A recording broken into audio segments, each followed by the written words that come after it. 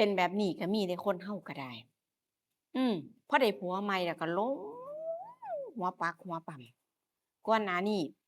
อยู่กับลูกสาวนั่นก็พออยู่เออพออยู่ได้แต่ว่าพอมีผัวใหม่แล้วกลับทะเลาะกับลูกซุมื้อทะเลาะกับลูกสาวนี่เว้าหยังก็บ่ถูกใจลักษณะบางครั้งบางทีแม่ก็สิหึงผัวใหม่นี่ก็สิอายุน้อยกว่าเพิ่นเว้าง่ายๆก็ว่าได้ผัวรุ่นน้องจังซี้นะ บัดนี้ผัวก็หน้าตาดีแหน่ลูกสาวก็เป็นสาวกำลังเป็นสาวกำลังวัยน่ารักก็ลักษณะคือจังแบบหึงก็แม่นคันสิเห็นว่า2คนนี่เว้ากันดียิ้มแย้มแจ่มใสใส่กันเนี่ยแม่นี่ก็สิคล้ายๆเหมือนกับใส่อารมณ์เออเว้าบ่ม่วนคันบ้านเฮาก็เอิ้นว่าเว้าบ่ม่วนจังซี้นะลูกก็เกิดความน้อยใจบัดนี้ผัวนั่นก็เล็งเห็นจุดอ่อนว่าเมียเนี่ย เออเข้าข้างเจ้าของเชื่อเจ้าของหลายกว่าบ่ว่าสิเว้าหยังเมียก็สิเชื่อฟังเบิดบัดนี้คือว่าแหละเขาอายุน้อยเนาะเขาอายุน้อยกว่าหน้าตาก็ดีแม่นบ่บัดนี้คนก็สิเป็นลักษณะเจ้าชู้เดะบัดนี้ก็สิมีความคิดที่แบบว่ามักลูกเลี้ยงมันจักเป็นหยังมันสิมักเป็นประเด็นจั่งซี้หมู่เจ้าเชื่อบ่พ่อเลี้ยงกับลูกเลี้ยงนะนะ เออบางครั้งบางที่แม่บ่อยู่แม่ไปอยู่แม่บ่อยู่แม่ออกไปข้างนอกจั่งซี้ก็อาจสิหาโอกาสเข้าใกล้ใกล้ชิดบางครั้งก็คือแบบว่าบางครั้งก็เว้าก็เว้าซื่อๆมือไม้ถึงจังซี้นะเขาเว้าง่ายๆก็คือปากกาใจถึงจังซี้เว้านำมือซาวนำลูกสาวก็เริ่มบ่ปลอดแบบว่ารู้สึกว่ามันบ่มันบ่โอเคนะ มันเริ่มแบบว่าบ่ปลอดภัยบัดนี้ผู้แม่ก็หึงอยู่แล้วจังซี้เด้ผู้แม่ก็หึงอยู่แล้วก็บ่บอกแม่ว่านี่พ่อน่ะว่าพ่อเลี้ยงน่ะเป็นแบบนี้เด้มื้อนี้นั่นพ่อเลี้ยงนั่นอยู่ดีๆลูกยืนอยู่ดีๆเพิ่นก็ย่างมาลักษณะคือจั่งแบบคือคนเดินผ่านกันแต่ว่าบ่ผ่านบัดนี้เดินผ่านเดินคล้ายๆสิเดินผ่านแต่แขนนี่ก็เซาวกอดจังซี้นะลูกสาวก็บอกแม่แม่ก็ร้ายแม่ก็ร้ายแทนที่สิเข้าข้างลูกเด้ แทนที่สิเข้าข้างว่ามันเป็นจังไดเฮ็ดจังไดจังซั้นคือแบบว่ามันบ่เหมาะสมแบบว่าสิตักเตือนผัวเจ้าของจั่งซี้บ่บ่เดะกลับมาให้ลูกว่าอย่าทำตัวมีปัญหาเอออย่าทำตัวมีปัญหาอย่าทำตัวเป็นเด็กมีปัญหาเพิ่นว่าอาทำตัวเป็นวัยรุ่นมีปัญหาซุมื้อนี้มีเรื่องนั้นเรื่องนี้ให้มาเว้าให้ปวดสมองอยู่ตลอดจังซี้นะลูกก็รู้สึกแบบมันก็เสียใจเนาะว่าอ้าว แทนที่แม่สิเข้าข้างเฮาเดะเป็นหยังแม่คือเว้าแบบนี้จังซี้นะครั้งแรกตึกบอกเพิ่นก็บ่เชื่อเพิ่นก็บ่เชื่อแถมยังถูกต่อว่ามาอีกอ้าวบัดนี้ลูกก็เงียบไปแต่ว่าพฤติกรรมของพ่อเลี้ยงก็สิบ่หยุดเดะบัดนี้บ่หยุดบางเทื่อเนาะแม่เนี่ยก็สิขับรถบ่ค่อยเก่งสิไปตัวเมืองหรือสิไปธุระไสไกลๆจั่งซี้สิเป็นพ่อเป็นคนขับหรือพาไปคนในครอบครัว เออแต่ว่าคันในหมู่บ้านนำใกล้เคียงจังซี้เพิ่นก็ไปอยู่เพิ่นกล้าขับอยู่แต่ว่าสิออกถนนใหญ่เพิ่นบ่กล้าไปจังซี้นะเวลาสิไปไสธุระอิหยังจังซี้ก็ต้องเป็นพ่อเลี้ยงพาไปโอกาสท้องเนาะแล้วบัดนี้มันก็แฮ่งแบบว่าตาซ่อนแล่นอยู่จังซี้เนาะตาซ่อนแล่นอยู่จดๆจ้องๆจังซี้บ่อยากให้พาไปแต่ว่าก็ขัดบ่ได้แต่ถ้าเกิดพ่อเลี้ยงบ่พาไปก็สิบ่ได้ไปผู้เป็นลูก ก็จำเป็นจำไปนำกันเรื่อยๆเรื่อยๆมันก็อ้อมกันได้เนาะอ้อมกันได้เว้ากันได้ตกลงกันได้บาดนี้เออตกลงกันได้บาดนี้สิ่งที่แม่นี่แบบว่าย้านสิ่งที่แม่ระแวงมันกลับสิเป็นจริงเดะบัดเนื่องจากว่าเขาไปนำกันได้แล้วก็ได้ไปนำกันบ่อยมีการเว้าการคุยกันโน่นนี่นั่นการสัมผัสเกิดความเคยชินความสนิทสนมกัน เว้าไปบางครั้งบางทีก็เป็นเรื่องอื่นแต่ว่ามือเขาเนี่ยบ่อยู่นิ่งซ้าวนำซ้าวจับหม้องหั้นบ่ายหม้องนี้จับหม้องนั้นหม้องนี้เออพอนานวันผู้หญิงก็ได้อยู่กับสิ่งนี้แบบว่าตลอดจังซี้นะสิว่าเตลิด หรือว่าใจแตกก็แม่นเด้บาดนี้ลูกสาวเรานั่นคือจากที่แบบว่าจั่งใดอะเขาเอิ้นคือว่าน่ะเนาะเอาง่ายๆคือแบบคือก็สิบอกว่าตื่นมื้อก็แม่นแรกๆก็บ่ชอบแหละแม่นบ่แรกๆก็บ่ชอบแหละแรกๆก็บ่พอใจแรกๆก็แบบว่านั่นล่ะก็มีความเว้าความจาบัดนี้พอบ่อยครั้งบัดนี้บ่อยครั้งก็เงียบไปบ่ายหม้องหั้นก็มิดบ่ายหม้องนี้ก็บ่ปากจับหม้องหั้นก็บ่เว้าอ้าวมันแม่นแล้วเดะแม่นบ่ผู้ชายก็เริ่มเห็นแล้วว่าอุ๊ยมีหวังว่ะเออเป็นใจแล้วเดะนี่บัดนี้ก็บ่แค่จับแค่บ่ายบ่แค่สัมผัสเนาะเออมันก็มีมากมายขึ้นเรื่อยๆเพิ่มขึ้นเรื่อยๆไปไสมาไสนำกันก็บ่มาง่ายแล้วจักพากันไปไสว่าไปซื้อของว่าไปซื้อไปเมืองไปธุระโน่นนี่นั่นก็บ่กลับจักเทื่อจักกันพากันไปแวะไสมันสิอึดหม้องแวะแม่นบ่แฮ่งไปเมืองมันสิอึดหม้องอยู่หม้องนอนอุ๊ยบ้านนี้2คนนี่ก็เป็นใจกันเออบางครั้งบางทีก็แวะไปอ้อมกันไปอ้อมกันไปม่วนไปมีความสุขกันแล้วเสร็จไปแต่เช้าจนค่ำลางเทื่อพาไปเที่ยวหั้นเที่ยวนี้เออแม่ก็บ่รู้เรื่องก็ไปบัดนี้แรกๆก็ไปกินกันข้างนอกออกไปข้างนอกออกไปหั้นไปนี่ก็แวะแม่นบ่ล่ะมันสิอึดหม้องแวะไปเมืองแม่นบ่เออสิอึดซั้นบ่หม้องเซาหม้องอยู่หม้องนอนบัดนี้ไปกินข้างนอกชินไปกินข้างนอกอิ่มเอมแล้วคือว่านั่นล่ะพอมันเคยชินแล้วมันก็สิบ่ปากตัวคนเฮาแม่นบ่ก็สิบ่ปากก็สิม่วนก็สิเสยก็สิเงียบไปบัดอีกฝ่ายหนึ่งพอได้กินแล้วก็แฮ่งติดใจก็แฮ่งมักแฮ่งถูกใจจังซี้คือว่านั่นล่ะคนที่แบบเจ้าชู้อยู่แล้วก็มีประสบการณ์แม่นบ่เออก็มีความเว้าความจาที่แบบว่าให้ลงคาลมผู้แบบว่าบ่เคยพอถึกแล้วบัดแฮ่งเขาเรียกว่าติดใจติดใจพอเลี้ยงบัดด้วยเหตุว่าลีลาหรือว่าความม่วนถึกอกถึกใจเนาะของใหม่แม่นบ่บัดนี้ก็หลังจากที่ไปข้างนอกมันก็เคยชินบ่มีไผปากไผเว้าเนี่ยแม่นบ่ล่ะก็เริ่มพัฒนามาเป็นแอบกินอยู่ในบ้านแอบกินอยู่ในบ้านเฮ็ดจั่งใดบัดนี้แม่อยู่เขาก็บ่กินช่วงที่อยู่ด้วยเนาะเพราะว่าข้างนอกเขาก็ได้ไปอ่าแอบกันอยู่บัดนี้แอบอยู่แอบกินกันแล้วบัดนี้อยู่ในบ้านเวลาที่แม่บ่อยู่จังซี้ก็พุบพับหากันโลดแม่นบ่ล่ะไหนนั้นก็เอาตั่วแม่นบ่ของคนมันเป็นใจกันอยู่แล้วแม่นบ่มันบ่หนิงบ่ติงเฮ็ดหยังก็บ่ปะแม่นบ่ล่ะหมู่เจ้าคิดว่าจั่งใดเอ้าก็เวลาหลับตาปั๊บ2คนนี้ก็เอาแล้วอ้อมกันเข้าหากันอย่างไวเพราะมันเคยๆเนาะมันก็บ่มีอิหยังกระตุกกระตากแม่นบ่ล่ะบ้านนี้คือด้วยความที่ว่าแม่นี่ผิดสังเกตตรงที่ว่าลูกน่ะปกติเนี่ยสิบ่ค่อยลงรอยกันกับพ่อเลี้ยงมีหยังแหน่ก็สิแบบว่าทะเลาะกันบ่อยนะหลังๆสิบ่เว้ากันเลยแถมบ่เว้ากันเลยแถมยังแบบว่าอีอ๋อกันเว้าจากันคือจั่งกับคือจั่งกับคนรักกันบางเทื่อแม่ก็เห็นว่า มันคือแปลกแท้บางเทื่อ2คนนี่แค่มองตากันนี่ก็มันก็คิวกันแล้วจังซี้นะแต่ว่าหลังๆนี่คือแบบว่าสายตาหยาดเยิ้มเว้าจาอ้อนหวานผู้เป็นลูกสาวน่ะบัดนี้มันมีอิหยังหลายอย่างแปลกไปเดะบัดนี้ขนาดคนข้างนอกคนบ่อยู่ในบ้านเขายังสังเกตออกน่ะนะว่าเออตาสงสัยเด้2คนนี่ไปไสมาไสแฮ่งไปนำกันดู๋ไปนำกันดู๋ไปหั้นไปนี่บางเทื่อก็บ่มีหยังไป คือคนสิไปเจ้าเข้าใจบ่คนสิไปบ่มีหยังไปข้อยก็หาเหตุผลแล้วว่าสิไปซื้อนั่นไปซื้อนี่ธุระหั้นนี่ไปกันไปบาดนี้อ้าวทีนี้คนก็เว้าแหน่แม่ก็สงสัยบาดนี้ในมื้อนั้นน่ะหมู่สนิทของเพื่อนในหมู่บ้านเนาะก็ว่านี่เฮาเป็นงานวันเกิดลูกเฮาเด้อเฮามาบอกไปงานวันเกิดลูกเขา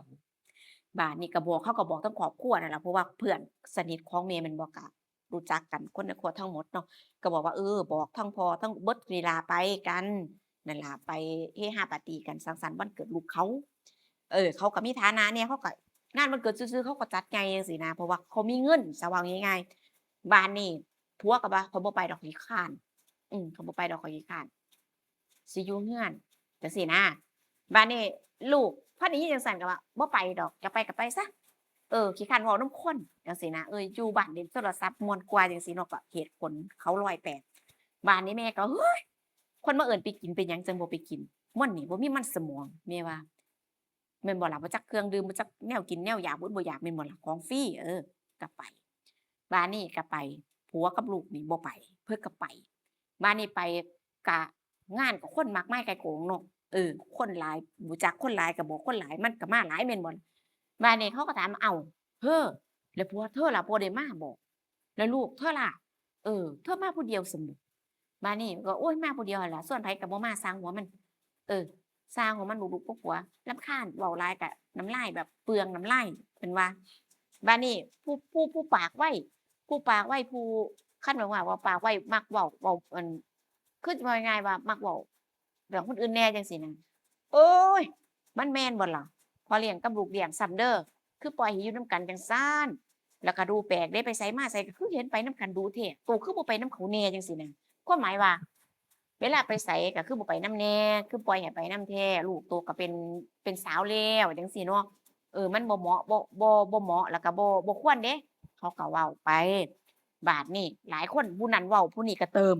ผู้นี้เว้าผู้นั้นก็ต่อแม่นบ่ล่ะคนอยู่นำกันหลายส่วนมากก็จะเป็นเพื่อนรุ่นรุ่นเดียวกันคนหูสนิทกันแม่นบ่ก็เว้าม่วนปากกันไปเว้าเฮฮาเว้าม่วนไปนี่ล่ะ บ้านนี้ผู้เป็นแม่เนี่ยก็เริ่มบ่สบายใจหลายคนคือหลายคนหลายเว้าเถาว่าอารมณ์บ่ดีแล้วก็แบบว่าพอคนเว้าหลายมันก็เริ่มอายเดะเนาะบางเทื่อเขาฮู้อิหยังดีๆมาเขาคือเว้ากันหลายแท้เขาฮู้อิหยังวะจังซี้นะก็เลยแบบอยู่บ่โดนก็เลยอยู่บ่โดนด้วยความที่ว่าไปงานก็อยู่บ่โดนมันบ่ม่วนในใจจังซี้นะมันฟึดฟัดแบบอารมณ์เสียคิดนำลูกนำผัวแหน่จังซี้คนเว้าหลายก็เลยขอตัวกลับก่อน ก็บอกเสี่ยวว่าเฮากลับก่อนรู้สึกแบบว่าจั่งใดล่ะมันบ่เพลิดเพลินบาดนี้ผู้หมู่นั่นก็มากระซิบอีกทีเนาะก่อนกลับว่าเฮาเข้าใจตัวอยู่นั่นแหละเรื่องในครอบครัวมันก็เป็นเรื่องในครอบครัวก็จริงแต่ว่าก็ระมัดระวังเด้อเฮาก็ได้ยินเขามาเว้ากันหลายเดะเรื่องนี้มันแปลกหูแปลกตาลูกโตกับผัวโตน่ะเออเฮาก็บ่ได้ว่าสิเฮ็ดให้ครอบครัวหมู่นี้มีปัญหามีประเด็นซึ่งกันและกันเดะแต่ว่า อยากให้ระวังนะสะกิดเอาง่ายๆซะหมู่ที่ฮักแพงกันเดะบ้านนี้ก็เลยกลับเออไปบ่ถึง2ชั่วโมงเดะซึ่งปกติมันบ่น่าจะเร็วขนาดนี้แม่นบ่ล่ะไปมันก็สิมีการสังสรรค์กันกินโน่นนี่นั่นแม่นบ่โอ๊ยอย่างน้อยก็ต้องเที่ยงคืนจั่งกลับปกตินะแต่ว่าไปอยู่บ่โดนชั่วโมงบ่ถึง3ชั่วโมงกว่าๆนี่กลับมาบัดกลับมาบ้านนี้รถนั่นก็ดันสตาร์ตบ่ติดสิกลับนะ บัดนี้หมู่ก็ว่าเฮ้ยเอารถเฮากลับซะมื้ออื่นเฮาสิให้ลูกเอาไปส่งให้เด็กน้อยมันซ่อมให้ลูกเลาเฮ็ดเป็นจังซี้น่ะบัดนี้ก็เอารถมาน่ะมันบ่แม่นรถเจ้าของบังเอิญมันบ่แม่นรถเจ้าของบาดนี้ผู้อยู่เรือนนี่ก็สิจำได้แม่นบ่รถในเรือนเจ้าของใช้ประจำเสียงมันจั่งใดจังซี้น่ะมาฮอดรถเขามันก็รถใหม่ก็บ่ดังแหน่เนาะดังค่อยๆมาจอดหน้าเรือนปุ๊บบ้านก็คือเงียบแท้วะซึ่งปกติ มันสิบ่เงียบปานนี้จังซี้นะซึ่งเจ้าของอยู่มันบ่ทันเลิกเดะเพิ่งจะทุ่มกว่าๆเองจังซี้แม่ก็เข้าบ้านมาเข้ามาในบ้านนี่มันก็แฮงเงียบคน2คนไปไสเรือนนี่มันบ่มันมีคนอยู่เดะแล้วเพิ่นก็เริ่มสงสัยแล้วก็ใจเต้นตุบๆบาดนี้ใจเต้นตุบๆหนึ่งก็ดื่มมาแล้วก็แบบว่าได้ยินเขาเป่าหูมาจักผู้ใดเว้าแหน่ผู้ใดเว้าแหน่จังซี้น่ะบัดนี้ก็ย่างส่องหม้องนั้นก็บ่เห็นส่องหม้องนี้ก็บ่เห็นลูกกับผัวเนี่ยอยู่ครัวก็บ่เห็น ห้องน้ำก็เปิดไว้ไฟในเรือนนี่เปิดไปทุกดวงอยู่แต่ว่าความเงียบความเงียบมันเฮ็ดให้ใจบ่ดีไปส่องว่าผัวเจ้าของนอนในห้องบ่ไปส่องเบิ่งห้องเจ้าของก็มิดอิ่มสิมบ่มีหยังแต่มีอยู่อย่างหนึ่งผิดสังเกตโทรทัศน์เปิดไว้ทีวีเพิ่นเปิดไว้บ่มีคนเบิ่งอ้าวบาดนี้มันเหลืออยู่ห้องเดียวห้องสุดท้ายห้องลูกสาวซะแล้วบาดนี้เออเฮ็ดจั่งใดบาดนี้ แต่ว่าประตูเขานี่เห็นอยู่ว่าปิดประตูเรือนน่ะบ่ปิดบาดนี้แม่นก็ย่างเข้าไปเอียงหูใส่ประตูเนาะก็ได้ยินเสียงคือจังกับคนอยู่ในห้องแต่บ่เป็นเสียงคุยกันมันปนกันเนาะเสียงอิหยังต่ออิหยังจังซี้นะข้องใจแรงมันเสียงหยังในห้องนี้คนในบ้าน2คนนี่หายไปไสก็สิเข้าไปสิเข้าไปบาดนี้ คือประตูเขาปิด แต่เขาบ่ล็อกก็สิแบบว่าฟ้าวก็สิฟ้าวแบบว่าก็สิแบบว่าจั่งใดล่ะวินาทีนั้นว่าซั่นตั่วตื่นเต้นหรืออิหยังหรือลืมปิดบ่วะ2คนนั้นก็ได้ลืมปิดประตูห้องลืมล็อกปิดอยู่แต่บ่ล็อกลักษณะว่าฟ้าวคือลักษณะว่าจั่งใดอะ โอกาสมันก็บ่บ่อยแม่นบ่อยู่บ้านเจ้าของโอกาสมันก็บ่บ่อยแล้วก็พอมีโอกาสแล้วก็สิฟ้าวเข้าหากันซั้นตั่วแม่นี่ก็ผลักประตูเข้าไปเพราะว่าประตูมันบ่ได้ล็อกเนาะเปิดจับแล้วมันแย้มแม่นบ่พอเราบ่ได้ล็อกพอจับปั๊บมันก็แย้มเป็นตัวประตูฟ้าวเข้าไปแบบพรวดพราดเข้าไปก็เห็นเขากำลังเมามันมีความสุขกันอยู่บนเตียงนั่นล่ะคือผู้เป็นเมียนี่ก็หน้ามืดคือแบบว่า คือขาดสติน่ะนะด้วยความที่ว่าผัวก็รักเนาะแล้วก็ที่สำคัญคือก็แบบว่าอั่นก็ดื่มมาเนื่องจากกลับจากงานแม่นบ่ล่ะมันก็มีการดื่มกันหยังคือเฮ็ดให้แบบว่าใจมันแฮ่งวือเลยเนาะใจมันแฮ่งวือแฮ่งขึ้นแล้วแม่นบ่คนแม่นบ่มาเห็นจั่งซี้จักหยังเป็นหยังปลิวว่อนทั้งห้องเลยข้าวของพังอีรุงตุงนังเบิดบัดนี้ต่างคนก็ต่างหนีเอาตัวรอดโดยเฉพาะ ผู้เป็นลูกอืมรู้อยู่ว่าแม่เป็นคนอารมณ์ร้ายเป็นคนที่แบบโมโหเป็นคนที่แบบโมโหง่ายนะบ้านนี้ก็เอาตัวรอดไผมันว่าซั่นเถาะก็แล่นออกจากบ้านเออเสื้อผ้าก็ใส่แบบบ่เรียบร้อยเอาง่ายๆซะว่าเอาจั่งใดก็ให้หนีก่อนจังซี้นะรู้ความผิดเจ้าของเหลือแต่ผัวบัดนี้ผัวน่ะบ่ยอมหนีเพราะว่าอ่าประเด็นคือเมียโมงเด่นเนี่ย เป็นเป็นลูกสาวเจ้าของเดะบ่ว่าสิโยนของใส่ปาของใส่จังซี้นี่คือแบบว่าโยนปาใส่ลูกเจ้าของบ่ได้ว่าสิปาใส่ผัวเดะบ่แม่นว่าสิโมงเล่นผัวเดะทั้งๆที่ถ้าหมู่เจ้าถ้าเบิดหมู่เจ้าเอาหมู่เจ้าสิแบบว่าสิโม้งเล่นแบบว่าเอาบักใดก่อนเอาบักผัวก่อนหรือว่าเอาผู้ลูกจังซี้นะเออแต่ว่าเรานี่เราร้ายให้ลูกคนนี้เราว่า มันประพฤติตัวบ่ดีแล้วว่าประพฤติตัวบ่ดีที่มันให้ท่าเขามันให้ท่าเขามันอ่อยเขาติหนิถ้าเกิดว่ามันบ่ให้ท่าผู้ชายมันสิเอาได้บ่ผู้ชายมันสิได้เฮ็ดได้จังไดถ้ามันบ่ให้ท่าเลาผัดว่าลูกพู้นเดะเลาว่าลูกเลาเนี่ยมันเป็นจังซี่มันนิสัยบ่ดีมันมันมันเขี้ยวเลาว่ามันเขี้ยวกูเบิ่งแล้วมันเป็นมันเป็นลำลูกสาวเลาว่าพ่อเว้าหยังออกไปนี่คือเราก็มองว่าลูกเนี่ย บ่ดีทั้งหมดเอาง่ายๆว่าเข้าข้างผัวบัดนี้ก็มาเว้ากันเนาะมาเว้ากันคือว่าลูกนี่ก็แล่นไปเพิงชาวบ้านเขานั่นแหละว่าแม่น่ะเฮ็ดแบบนี้ๆแล้วเขาก็เมื่อเรื่องครอบครัวมันมีปัญหากันเขาก็ถามแม่นบ่ล่ะว่าเป็นหยังกันญาติพี่น้องก็ถามนลุงป้าอาก็ถามว่าเป็นหยังกันคือมาเฮ็ดจังซี้คือมาเฮ็ดให้ลูกแบบนี้จังซี้นะเขาก็มาเว้ามาคุยกันว่าเป็นบ้าซั้นบ่คือมาเฮ็ดให้ลูกแบบนี้เป็นอิหยังพวกเขาบ่ฮู้เดะ บาดนี้พอมาจังซี้น่ะแม่นี่ก็เลยว่าอ้าวอันมันยังอยู่ซุมื้อนี่ก็บุญหัวมันแล้วเป็นหยังล่ะจังเฮ็ดหูบ่เขาเว้าให้เขาฟังว่าเป็นจั่งแบบนี้มันอ่อยพ่อเลี้ยงมันให้ท่าเขาเลาว่าจังซี้เดะเลาว่ามันให้ท่าเขามันให้เขามานอนนำเพราะว่ามันก็เป็นในห้องแม่นบ่มันเป็นในห้องลูกสาวแม่นบ่ผัวเราเขาไปหาจังซี้นะมันให้เขาไปนอนนำถ้ามันบ่เป็นใจถ้ามันบ่เปิดประตูให้ถ้ามันบ่ยอมเขาสิเข้าไปได้จั่งใดเลาก็ว่า แล้วก็เว้าทั้งหมดทั้งมวลนี่มันจะเป็นความผิดของลูกทั้งหมดเลยบัดนี้ญาติพี่น้องเนาะอ้ายผู้ใหญ่เนี่ยก็ว่ามันเป็นไปบ่ได้สิมองว่าผิดฝ่ายเดียวบ่ได้ผัวโตเนี่ยถ้าเกิดว่ามันบ่คิดมันเป็นผู้ใหญ่แล้วมันเป็นพ่อในนามของพ่อเด้มันอยู่ในบ้านหลังนี้เป็นหยังมันคือบ่คิดเออเด็กน้อยในเมื่อมันหายท่าถ้าเกิดว่าเจ้าของบ่คิดมันบ่มีทางที่จะเฮ็ดได้ดอก เขาก็มองแบบนี้เนาะผู้ใหญ่ก็ว่าสิโทษแต่ฝ่ายเดียวบ่ได้สิมาโทษหลานเราฝ่ายเดียวบ่ได้เดะผัวโตก็ผิดผัวข้อยบ่ผิดเลาก็ขึ้นเสียงเนาะว่าผัวข้อยบ่ผิดผัวข้อยดีเบิดจั่งซี้นะบัดนี้เฮ็ดจั่งใดล่ะบัดนี้เลาว่าบ่ให้ลูกนี่อยู่บ้านมันสิไปไสก็ไปใหญ่แล้วใหญ่แล้วสิไปหากินสิไปใช้ชีวิตสิไปอยู่ไสก็ให้มันไป บ่ให้อยู่บ้านเนื่องจากว่าถ้าอยู่บ้านก็สิมาเล่นกับพ่ออีกแม่นบ่ก็สิมามีอิหยังกันอีกอยู่จั่งซี้อยู่คาบ้านเพราะว่าก็พัฒนาจากแต่ก่อนนี่ก็แอบๆกันอยู่ข้างนอก แต่ณตอนนี้น่ะคือกินกันในบ้าน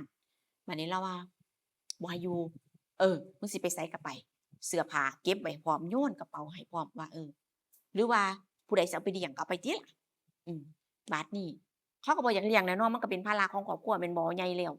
บัดนี้ก็เลยว่าเอาจังซี้โตก็ใหญ่แล้วเป็นสาวแล้วตอนนี้เรียนก็บ่ได้เรียนคือว่าจบแต่ว่าบ่ต่อมหาลัยบัดนี้ก็ว่าไปหาทำงานเด้อบัดนี้ ลุงผู้ใหญ่นี่เนาะอ้ายของแม่นี่ก็ว่าลูกเลานั่นไปทำงานก็เลยให้หางานให้ฝากงานให้ว่านี่ฝากงานเอาน้องเนี่ยไปเฮ็ดงานนำแหน่สงสารมันแม่บ่ให้อยู่นำมันเป็นจังซี้แหละบัดนี้ก็คือว่าเนาะพี่น้องเนาะมันทิ่มกันบ่ได้จังซี้เขาก็เอาไปทิ่มให้ก็เลยแบบว่าเพิ่นก็ได้อยู่กับผัวเพิ่นสมใจความผิดทั้งหมดมันก็กลายเป็นว่าอีกฝ่ายหนึ่ง คนก็เว้ากันเบิดบ้านเดะหมู่เจ้าคนเว้ากันเบิดบ้านว่าอ้าวอันแม่ใหญ่อันนี้เป็นหยังคือบ่เอาลูกเป็นหยังคือไล่ลูกหนีเป็นหยังคือเอาผัวนั่นน่ะก็เพิ่นผัวใหม่พร้อมบัดนี้ถ้าเกิดว่าเขาเบื่อเจ้าของแล้วเขาตูบสูบแล้วอายุก็หลายกว่าผัวเดะเนาะเพิ่นก็เป็นผัวรุ่นน้องมันเฮ้ยก็ทิ่มเจ้าของหนีบัดนี้แล้วมันสิโอ้อ้าวหาลูกได้บาดนี้เขาก็ว่ามันคือเว้าได้เว้าได้อยู่แต่ว่าก็ไปกำหนดกฎเกณฑ์ชีวิตอิหยังเขาบ่ได้เดะเขาเลือกแม่นบ่เขาว่าเขาอยู่กับผัวเขามีความสุขเออตัดขาดลูกไปจั่งซี้ตัดตัวปัญหานี่มองว่าเนี่ยคือตัวปัญหาตัดไปจังซี้นะบัดนี้เออลูกเนี่ยก็ไปแบบว่าบ่ตัวติดต่อกลับมาเดะบ่ติดต่อกลับมาบ่อะไรใยดีกับแม่คือแบบว่ามันก็ตัดคือกันมันก็ตัดคือกันแล้วก็คือคือเว้าง่ายๆว่าเธอก็อาจจะหลงผิดเนาะก็จริงอยู่แต่ว่าคือว่าล่ะมันก็พร้อมอกพร้อมใจกันมันจังเกิดเรื่องแบบนี้ขึ้นได้แม่นบ่มันก็สิบ่แม่นฝ่ายใดฝ่ายหนึ่งแต่ฝ่ายเดียวมันเว้าง่ายๆว่าบ่อยากฝ่ายเดียวดอกมันต้องอยากกันทั้งสองฝ่ายเพราะฉะนั้นแล้วบัดนี้แต่ว่าผู้เป็นแม่นี่เขาก็เข้าข้างผัวเดะบัดเอาผัวไว้ว่ามันเป็นนำผู้หญิงผู้หญิงให้ท่าอ่อยนู่นนี่นั่นเออแต่ว่าเราก็อยู่กับผัวเราบ่โดนดอกผู้ชายมันเจ้าชู้จังซี้นะคือเว้าง่ายๆว่ามันอยู่กับคนใดคนหนึ่งตลอดแค่คนเดียวบ่ได้ก็ก็ไปมีชู้ก็ไปมีก็ไปเป็นชู้กับคนอื่นคือเก่ากับผู้หญิงทางอื่นบัดนี้แฮ่งคักลักไปหากันลักไปหากันเมียก็นำมีน้ำหูน้ำตานำผัวนำไปนำมาเขาถิ้มจ้อยสุดท้ายนี่แหล้วเพิ่นว่าสายเลือดก็คือสายเลือดเนาะแม่นสิซั่วจั่งใดสุดท้ายเนาะนั่นล่ะคือว่าคนอื่นแม่นบ่เขาบ่ดีเท่าสายเลือดเจ้าของดอกจังซี้นะบ่ว่าสิเป็นพี่ๆน้องๆคือกันสุดท้ายเขาก็ถิ้มเลาหนีเขาถิ้มเลาหนีไปอยู่กับ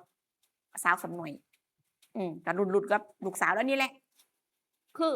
ก็สิรู้จักกันคุยทางโทรศัพท์ตัวแม่นบ่ล่ะก็แชตหากันคุยกันก็ไปหากันซั้นตั่วน่ะว่าถิ้มเลาหนีปานนั้นจังตาสว่างเดะบัดผัวถิ้มหนีจังตาสว่างว่าโอ๊ยนะคือว่าคนคือว่าคนมันเคยเป็นจังได๋มันก็เป็นมันอยู่ที่ว่ามันสิเป็นช้าหรือเป็นเร็วแหมหมู่เจ้าอีหลีบัดผู้เป็นแม่กับผู้เป็นเมียก็เป็นบ้าฮักคักฮักแน่ผัวพิษปานนั้นก็ว่าถูกแล้วนะยอมคนจนส่ายหัวคนในบ้านนี่ส่ายหัวเลยว่าโอ๊ยมันเป็นบ้าคักมันเป็นบ้าหนีเขาหนีจากผัวไล่ลูกหนีซุมเพื่อนเขาหนีจังซี้นะเขาก็หนีถิ้มจ้อยหมู่เจ้าใจคนเนาะเพิ่นว่าของมันเคยสิ่งที่เคยเฮ็ดแต่บางคนก็สำนึกผิดบางคนก็เซาอยู่ดอกว่าแต่บางคนก็นั่นล่ะเนาะคือเราเห็นเรารู้กันล่ะของมันเคยคนเคยเป็นยังไงมันก็เป็นเพิ่นว่าจังซี้นะเสือเออแม่นลายบ่ลายก็เสือคือเก่าแม่นบ่ผู้เจ้าอันล่ะเอามาเว้าให้กันสู่กันฟังสำหรับเรื่องเฉาวในบ้านครอบครัวหนึ่งสำหรับความสัมพันธ์ระหว่างพ่อกับลูกเลี้ยงเนาะพี่น้องอันถ้าเบิ่งกันว่าผู้สิมีเรื่องหยังมาเว้าให้ฟังอีกส่วนคลิปนี้จบลงแล้วนะคะเจอกันคลิปหน้าพี่น้องจ๋าส่วนคลิปนี้ไปแล้วนะคะสวัสดีค่ะ